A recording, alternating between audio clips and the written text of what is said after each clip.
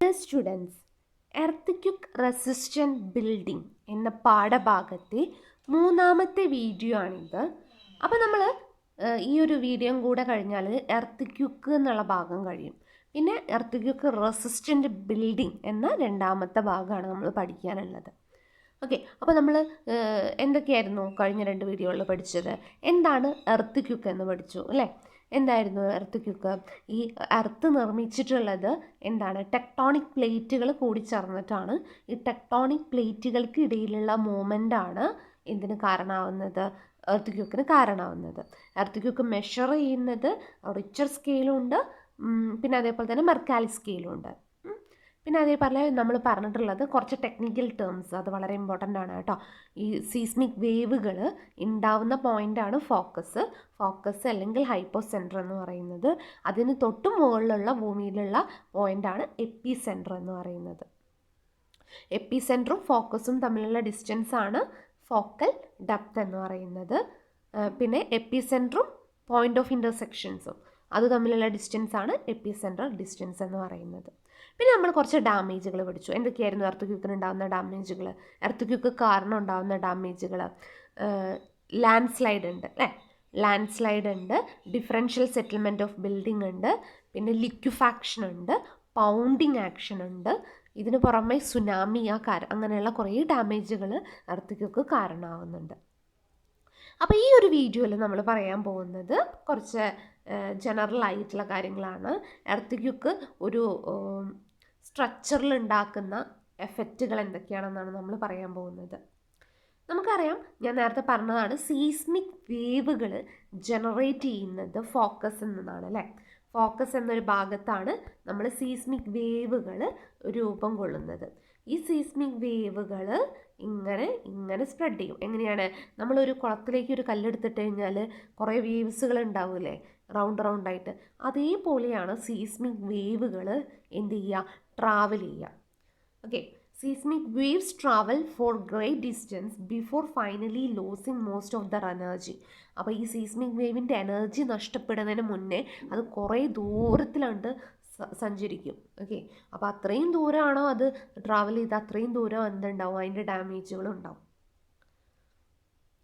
At the time after this generation, this seismic wave will reach the Earth's surface and set in motion, which was surprisingly referred to as earthquake ground motion.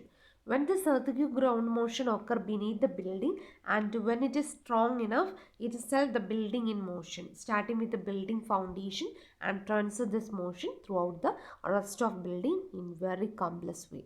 എന്താ ഒന്ന് ഷോർട്ടായിട്ട് പറയാം. നമ്മൾ എന്താ ഇവിടെ പറഞ്ഞത്? ഈ ഫോക്കസ് ഗ്രൗണ്ട് ലെവലിൽ, അതായത് ഭൂമിയുടെ ഏകദേശം സെൻട്രലായിട്ട് ഈ സീസ്മിക് വേവുകൾ ജനറേറ്റ് ചെയ്യുന്ന ഭാഗമാണ് ഫോക്കസ്. അപ്പോൾ ഈ ഫോക്കസിൽ നിന്നുണ്ടാവുന്ന സീസ്മിക് വേവുകൾ വളരെ ദൂരം പെട്ടെന്ന് സഞ്ചരിക്കും. അപ്പോൾ ഇവ എർത്ത് സർഫസിലൂടെയും ട്രാവൽ ചെയ്യും. ഓക്കെ, അപ്പോൾ അങ്ങനെ ട്രാവൽ ചെയ്യുമ്പോഴാണ് എർത്ത് ക്യുക്ക് എന്നുള്ള ഒരു പ്രതിഭാസം ഉണ്ടാവുന്നത്. അപ്പോൾ വളരെ സിവിയർ ഡാമേജുകൾ ബിൽഡിങ്ങുകളിൽ ഇത് കാരണമാകുന്നുണ്ട്. ബിൽഡിങ്ങിൻ്റെ ഫൗണ്ടേഷനും പിന്നെ സൂപ്പർ സ്ട്രക്ചറൊക്കെ വളരെ പെട്ടെന്ന് ഫെയിലിയർ ആവാൻ കാരണമാവുന്നുണ്ട്. അപ്പോൾ ഇതെങ്ങനെയാണ് സീസ്മിക് വേവ് സഞ്ചരിക്കുക? നേരത്തെ പറഞ്ഞ പോലെ ഒരു കുളത്തിലേക്കോ അല്ലെങ്കിൽ പുഴയിലേക്കോ ഒരു കല്ലെടുത്തിട്ട് കഴിഞ്ഞാൽ അതിലെങ്ങനെയാണോ ആ സർക്കിൾ പാസ് ചെയ്യുന്നത്, അതേപോലെയാണ് ഈ സീസ്മിക് വേവുകൾ സഞ്ചരിക്കുന്നത്. ഈ എർത്ത് ക്യുക്ക് ഉണ്ടാവുന്ന സമയത്ത് ഗ്രൗണ്ട് ഒരേപോലെയല്ല വൈബ്രേറ്റ് ചെയ്യാം. കാരണം വേവുകൾ പല ഫ്രീക്വൻസിയിലുള്ള വേവുകളാണ് ഈ ഫോക്കസിൽ നിന്നും ജനറേറ്റ് ചെയ്യുന്നത്. അപ്പോൾ ഇത്തരത്തിലുള്ള വ്യത്യസ്ത ഫ്രീക്വൻസിയുള്ള വേവുകൾ പരസ്പരം ഇൻട്രാക്ട് ചെയ്തിട്ടാണ് എർത്ത് ക്യുക്ക് ഉണ്ടാവണമെന്ന് നമുക്കറിയാം അല്ലേ? ഇനി ground motion and building frequency, അതായത്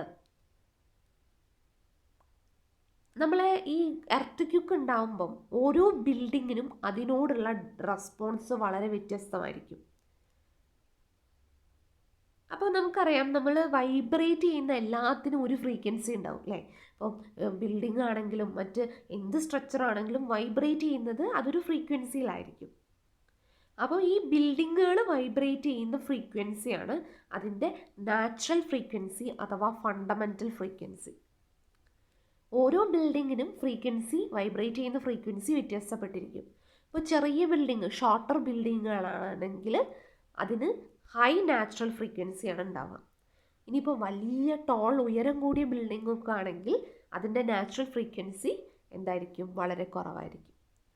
ഒന്നുമില്ല, ഇപ്പം നാച്ചുറൽ ഫ്രീക്വൻസി അല്ലെങ്കിൽ ഫണ്ടമെൻ്റൽ ഫ്രീക്വൻസി എന്ന് പറഞ്ഞാൽ ഒരു ബിൽഡിങ് വൈബ്രേറ്റ് ചെയ്യുന്ന ഫ്രീക്വൻസിയാണ്. അത് പല ബിൽഡിങ്ങുകൾക്കും വ്യത്യാസമുണ്ട്. ഹൈ റൈസ് ബിൽഡിംഗ് ആണെങ്കിൽ എന്തായിരിക്കും? ഫ്രീക്വൻസി, നാച്ചുറൽ ഫ്രീക്വൻസി കുറവായിരിക്കും. ലോ റൈസ് ബിൽഡിംഗ് ആണെങ്കിൽ നാച്ചുറൽ ഫ്രീക്വൻസി വളരെ കൂടുതലായിരിക്കും. The earth inertia in building when shaken it base. അതായത് ഇതിന് ബേസിൽ ഷെയ്ക്ക് ചെയ്ത് കഴിഞ്ഞാൽ എങ്ങനെയാണ്? അതായത് അടിഭാഗത്ത് ഷെയ്ക്ക് വന്നു കഴിഞ്ഞാൽ സ്ട്രക്ചർ എങ്ങനെ അതിനോട് റെസ്പോണ്ട് ചെയ്യുന്നു എന്നാണ് രണ്ടാമത്തെ ഫിഗർ. ഇത് ആദ്യത്തെ ഫിഗറാണ്. ഇവിടെ ഷെയ്ക്ക് വന്നപ്പോൾ ഉണ്ടായതാണ് ഈ ഫിഗർ. ഇനി സീസ്മിക് സോണുകൾ നമുക്ക് എന്താണെന്ന് പരിചയപ്പെടാം. അപ്പോൾ നമുക്ക് ഈ ഓരോ സീസ്മിക് വേവുകൾ, ഫോക്കസിൽ നിന്നുണ്ടാകുന്ന സീസ്മിക് വേവുകൾ ഓരോ സോണുകൾ ജനറേറ്റ് ചെയ്യുന്നുണ്ട് അല്ലേ. അപ്പോൾ ഈ MK സിസ്റ്റം പ്രകാരം പല ടൈപ്പ് സോണുകളുണ്ട്. സോൺ A ഉണ്ട്, സോൺ B ഉണ്ട്, സോൺ C, സോൺ D. അപ്പോൾ സോൺ A എന്ന് പറഞ്ഞാൽ ഇതിൽ വൈഡ് സ്പ്രെഡ് ആയിട്ടുള്ള കൊളാപ്സും ഡിസ്ട്രക്ഷനും കാരണമാവും. സോൺ A എന്ന് പറയുന്നത് വൈഡ് സ്പ്രെഡ്, കൊളാപ്സും ഡിസ്ട്രക്ഷനും ഇതുമൂലം ഉണ്ടാവുന്നുണ്ട്. ഇനി സോൺ B ആണെങ്കിൽ risk of collapse and heavy damage ഉണ്ടാവും. കൊളാപ്സും ഉണ്ടാവും, അതിനോടൊപ്പം ഹെവി ഡാമേജും ഉണ്ടാവും. ഇനി സോൺ C എന്ന് പറഞ്ഞാൽ റിസ്ക് ഓഫ് ഡാമേജ്, അതും അവിടെയും ഡാമേജ് ഉണ്ടാവാറുണ്ട്. സോൺ D ആണെങ്കിൽ ഡാമേജ് കുറവായിരിക്കും, മൈനർ ഡാമേജ് ആണ് അവിടെ ഉണ്ടാവുക. അപ്പം ഈ സോൺ A എന്ന് പറഞ്ഞാൽ the extent of special earth strengthening should be greatest in zone A. For reasons of economy can be decreased in zone C. അതായത് ഈ എർത്ത് സ്ട്രെങ്ത് ആവുന്ന, അതായത് അതിന് ബലം കൂടുന്ന ഒരു ഭാഗമാണ് സോൺ A എന്ന് പറയുന്നത്. പക്ഷേ സോൺ C എത്തുമ്പം ആ ഒരു സ്ട്രെങ്തനിങ് അത് കുറയും. കാരണം ഇൻ ദ റീസൺ ഓഫ് എക്കണോമീൻ്റെ ബേസിൽ അവിടെ എന്ത് ചെയ്യും? അതിൻ്റെ സ്ട്രെങ്ത് കുറയും. അപ്പം നമ്മൾ പറഞ്ഞത് സോൺ Aയിൽ എർത്ത് സ്ട്രെങ്ത് നമ്മൾ കൂടുതലായിട്ട് സ്ട്രെങ്തൻ ചെയ്യണം അല്ലേ. സോൺ Cയിൽ അത്രത്തോളം വേണ്ട. അതേപോലെ സോൺ Dയിൽ എന്ന് പറഞ്ഞാൽ ലിറ്റിൽ സ്പെഷ്യൽ സ്ട്രെങ്തനിങ്, കുറച്ചുകൂടെ സ്പെഷ്യൽ ആയിട്ടുള്ള സ്ട്രെങ്തനിങ് ഒക്കെ നമ്മൾ ഈ സോൺ Dയിൽ കൊടുക്കണം. ഓക്കെ, ഇത്രയേ ഉള്ളൂ കേട്ടോ. അങ്ങനെ 4 സോണുകളാണുള്ളത്: zone A, zone B, zone C, zone D. അപ്പോൾ ഓരോന്നിനും എങ്ങനെയാണ് എർത്ത് സ്ട്രെങ്തനിങ് നമ്മൾ കൊടുക്കേണ്ടത്? എക്സ്റ്റെൻറ്റ് ഓഫ് എർത്ത് സ്ട്രെങ്തനിങ് Aക്ക് വളരെ കൂടുതലാണ്, Cക്ക് കുറവാണ്, Dയിൽ കുറച്ചുകൂടെ സ്പെഷ്യൽ സ്ട്രെങ്തനിങ് കൊടുക്കണം. ഇനി building frequency and time period. അപ്പം നമ്മൾ ബിൽഡിങ് നാച്ചുറൽ പീരീഡുകളിൽ ബിൽഡിങ്ങിൻ്റെ റെസ്പോൺസ് അറിയാൻ വേണ്ടിയുള്ള ഒരു മെത്തേഡാണ് ബിൽഡിങ്ങിൻ്റെ ഫ്രീക്വൻസിയും പീരീഡും തമ്മിൽ ബന്ധിപ്പിച്ചുകൊണ്ടുള്ളൊരു മെത്തേഡ്. നമുക്കറിയാം ടൈം പീരീഡ് എപ്പോഴും ഫ്രീക്വൻസിയിലേക്ക് ഇൻവേഴ്സ്ലി പ്രൊപ്പോർഷണൽ ആണ് അല്ലേ. Time period is inversely proportional to frequency. എന്താണ് ഫ്രീക്വൻസി എന്ന് പറഞ്ഞാൽ? അതായത് ദ ഫ്രീക്വൻസി എന്ന് പറഞ്ഞാൽ number of time per second that building will vibrate back and forth. അതായത് ഒരു ബിൽഡിംഗ് മുന്നിലോട്ടും ബാക്കോട്ടും വൈബ്രേറ്റ് ചെയ്യുന്നതിനെടുക്കുന്ന ടൈം അല്ലേ, അതാണ് അതിൻ്റെ ഫ്രീക്വൻസി. അല്ലെങ്കിൽ ഒരു ഗിവൺ ടൈം പീരീഡിൽ അത് എത്ര വൈബ്രേറ്റ് ചെയ്തു, അതാണ് ഫ്രീക്വൻസി എന്ന് പറയുന്നത്.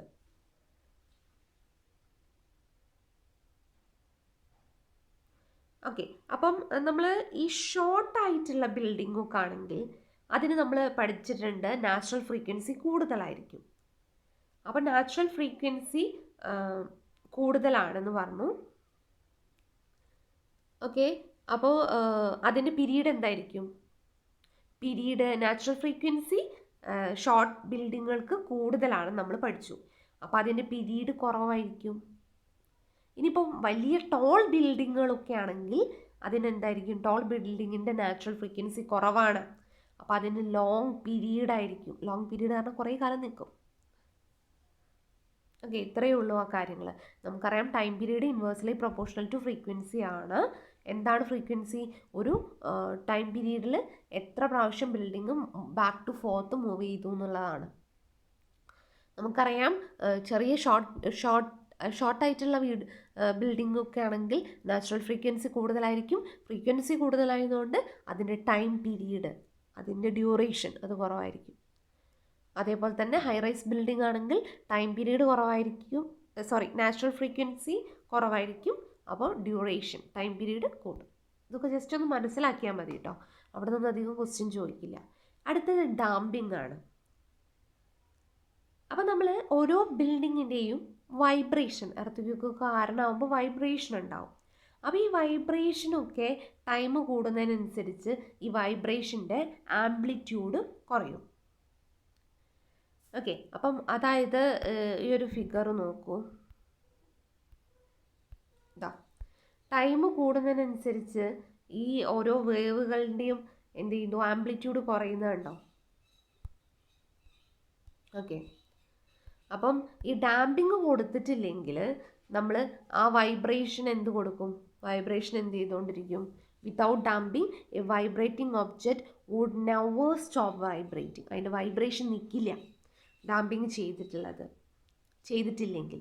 അതുകൊണ്ട് തന്നെ എർത്ത് ഉണ്ടാകുന്ന സമയത്ത് നമ്മൾ അതിൻ്റെ ആംപ്ലിറ്റ്യൂഡ്, ബിൽഡിംഗ് വൈബ്രേഷൻ്റെ ആംപ്ലിറ്റ്യൂഡ് കുറയ്ക്കാൻ വേണ്ടിയിട്ട് നമ്മളതിനെ ഡാമ്പിങ് ചെയ്യാറുണ്ട്. ഓക്കെ, പല ടൈപ്പിലെ ഡാമ്പിങ്. അപ്പം സാധാരണ ഒരു ബിൽഡിംഗ് ആണ്, ഡാമ്പിങ് ഒന്നും ചെയ്യാത്ത ഒരു ബിൽഡിംഗ് ആണെങ്കിൽ അതിങ്ങനെയായിരിക്കും ഉണ്ടാവുക, കൂടുതൽ ഷെയ്ക്ക് ഉണ്ടാവും. അപ്പോൾ ഡാമ്പിംഗ് ഒക്കെ ഡാമ്പേഴ്സൊക്കെ കൊടുത്തിട്ടുള്ള ബിൽഡിംഗ് ആണെങ്കിൽ അതിന് കുറച്ച് ഷെയ്ക്കേ ഉണ്ടാവുള്ളൂ, കുറച്ച് ചലനം മാത്രമേ ഉണ്ടാവുള്ളൂ. ഇതൊക്കെ ഇനി ബിൽഡിങ്ങിന് ഡാമ്പിങ് ചെയ്യണ മെത്തേഡുകളാണ് കേട്ടോ. ഈ റോപ്പ് വെച്ചിട്ട് അതിൻ്റെ റൂഫ് പിടിച്ച് വലിക്കുന്നത്, അതൊക്കെ ഒരു മെത്തേഡുകളാണ്. ഓക്കെ, കാരണം അവിടെ ടൈം കൂടുന്നതിനനുസരിച്ച് അതിൻ്റെ ഫ്രീക്വൻസി കുറയുന്നത്. ഓക്കെ, ഇനി നമുക്ക് ഇതിൽ പറയുന്നത് എന്ന് പറഞ്ഞാൽ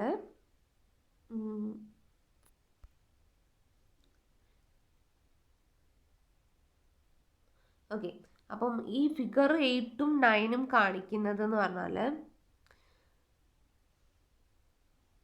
ഈ ഷോക്ക് അബ്സോർബറൊക്കെ നമ്മൾ ഈ ഓരോ ബിൽഡിങ്ങുകളിലൊക്കെ ഫിറ്റ് ചെയ്ത് കഴിഞ്ഞാൽ, അതായത് നമ്മൾ ഇന്നത്തെ ഒരു ടെക്നിക്ക് മാറിക്കൊണ്ടിരിക്കുകയാണ് അല്ലേ, സാങ്കേതികവിദ്യ എപ്പോഴും മാറിക്കൊണ്ടിരിക്കുകയാണ്. അപ്പോൾ നമ്മൾ അതിനനുസരിച്ച് എർത്ത് റെസിസ്റ്റൻ്റ് ഡിസൈനുകൾ ചെയ്യാറുണ്ട്, കൺസ്ട്രക്ഷനൊക്കെ ഉപയോഗിക്കാറുണ്ട്. അതായത് അതിലൊന്നാണ് ഷോക്ക് അബ്സോർബേഴ്സ്. അപ്പോൾ ഈ ഷോക്ക് അബ്സോർബറൊക്കെ വെച്ച് കഴിഞ്ഞാൽ എർത്ത് കാരണം ഉണ്ടാകുന്ന വൈബ്രേഷന്, ഈ ബിൽഡിങ്ങിൻ്റെ വൈബ്രേഷനൊക്കെ ഒരു പരിധി വരെ നമുക്ക് കുറയ്ക്കാൻ പറ്റും. അപ്പോൾ അതൊക്കെയാണ് ഈ ഫിഗറിൽ കാണുന്നത്. ഇപ്പോൾ ഒരു സിംഗിൾ സ്റ്റോറി ബിൽഡിംഗ് ആണത്. ഇത് ലോ റൈസ് ബിൽഡിങ്, ഇത് കുറച്ചുകൂടെ ഹൈ റൈസ് ബിൽഡിങ്. അപ്പം ഇവിടെയൊക്കെ അതിന് 0.5 സെക്കൻഡ്, 0.4 സെക്കൻഡ്, 1 സെക്കൻഡ്, അതിൻ്റെയൊക്കെ വൈബ്രേഷൻ്റെ ടൈം പീരീഡ് ആട്ടോ കാണിക്കുന്നത്. ഓക്കെ, അപ്പോൾ ഇനി ലാർജ് കോൺക്രീറ്റിൻ്റെ ഗ്രാവിറ്റി ഡാമിന് 0.8 സെക്കൻഡാണ്. ഈ സസ്പെൻഷൻ ബ്രിഡ്ജുകളിലൊക്കെ 6 സെക്കൻഡ്. ഓക്കെ, അപ്പോൾ ഇതൊന്നുമില്ല, നമ്മൾ ഇത്രയും മനസ്സിലാക്കിയാൽ മതി. എന്താണ്, നമ്മൾ ഈ ഡാമ്പേഴ്സ് പ്രൊവൈഡ് ചെയ്ത് കഴിഞ്ഞാൽ, നമ്മൾ ഈ മോഡേൺ ടെക്നോളജി പ്രകാരം നമുക്ക് എങ്ങനെ എർത്ത് അതിൻ്റെ തോത്, അതിൻ്റെ എഫക്റ്റ് കുറയ്ക്കുക എന്നുള്ളതാണ് നമ്മൾ പഠിക്കേണ്ടത്. അപ്പോൾ ബിൽഡിങ്ങുകളിലൊക്കെ ഡാമ്പേഴ്സ് കൊടുത്തു കഴിഞ്ഞാൽ എന്ത് ചെയ്യും, അതിൻ്റെ എനർജി എന്ത് ചെയ്തും അത് അബ്സോർബ് ചെയ്തോളും. ഓക്കെ, അപ്പോൾ ഇത്രയാണ് നമുക്ക് പഠിക്കാനുള്ളത് ഈ വീഡിയോയിൽ. അപ്പോൾ ഇത് ജസ്റ്റ് ഈ വീഡിയോയിൽ അധികം കാര്യങ്ങളൊന്നും ചോദിക്കില്ല. ഓക്കെ, പക്ഷേ ടെക്സ്റ്റ് ബുക്കിലുള്ള കാര്യങ്ങൾ നമ്മൾ പറഞ്ഞു എന്നുള്ളൂ. ഓക്കെ, ഇതൊക്കെ എന്താണെന്ന് ജസ്റ്റ് മനസ്സിലാക്കി വയ്ക്കാം. Thank you.